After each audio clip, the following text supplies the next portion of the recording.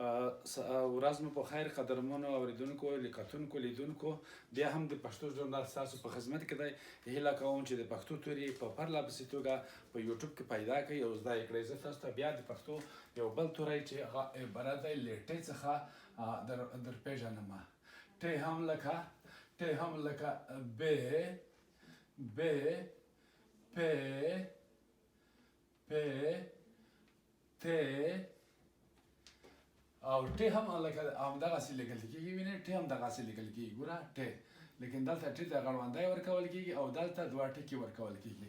ګوره بیا سر نه وایم ب پ ب یو ټکی، پ درې ټکي، ت دوه ټکي سر څنګ تر څنګ او ټ ته دلته یو ټکی ورکول کېږي. اوس یې چې د کوم توري نه زده کوو، د کوم وای نه زده کوو، د ټال نه زده کوو. ټال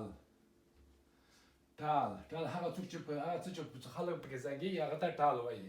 د ټال بله معنا ده زانګو. ځینې خلک ورته ټال وایي، ځینې خلک ورته زانګو وایي. موږ چې تاسو هر یو ورته وکاروئ پښتانه ورباندې پوهېږي. ټال یا زانګو. زما ټال خوښ دی.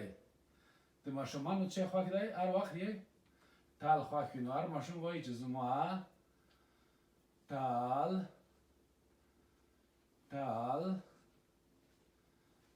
خوښ دی. زما ټال خوښ دی. په ټال کې خلک څه کوي؟ ورو ورو زانګي. په ټال کې ورو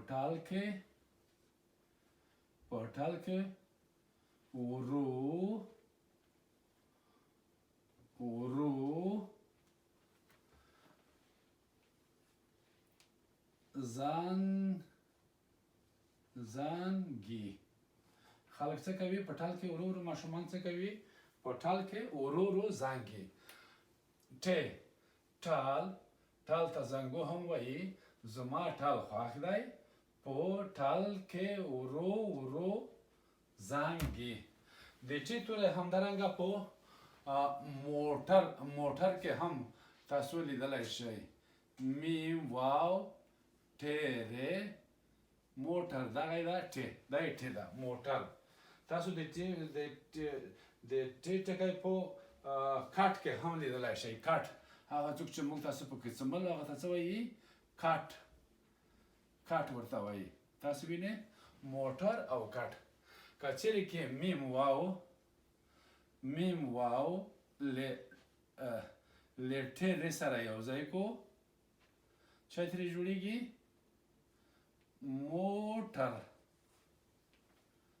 موټر. که چیرې کې کاف ټ سره یو ځای کو څنګه ترې جوړېږي؟ کټ ترې جوړېږي.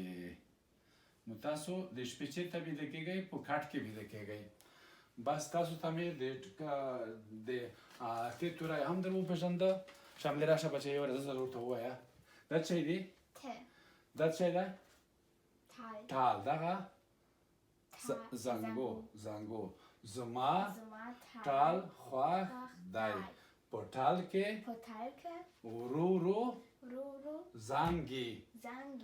خلک څه کوي؟ په ټال کې ورو ورو زانګي. که بیا ته زنګېدې بیا زه په ټال کې ورو ورو څه کوو؟ په ټال کې ورو ورو څه کوو؟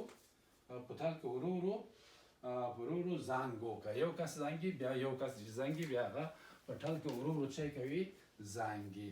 بیا دغلته ښه زانګو لیکئ. یعنې په ټال کې ورو ورو زانګو. دغه دی. دا چې دی میم واو ټ ر موټر که نه؟ دغه چې دی کاف ټ کټ. دا خلک چې په قسمل دا څه یي؟ کټ. بیډ وي دی په انګریزي کې. پوه شوې ځوان کې؟ قدرمنو دوستانو نننی درس پای ته ورسېده. تر بیا الله مو مل شه.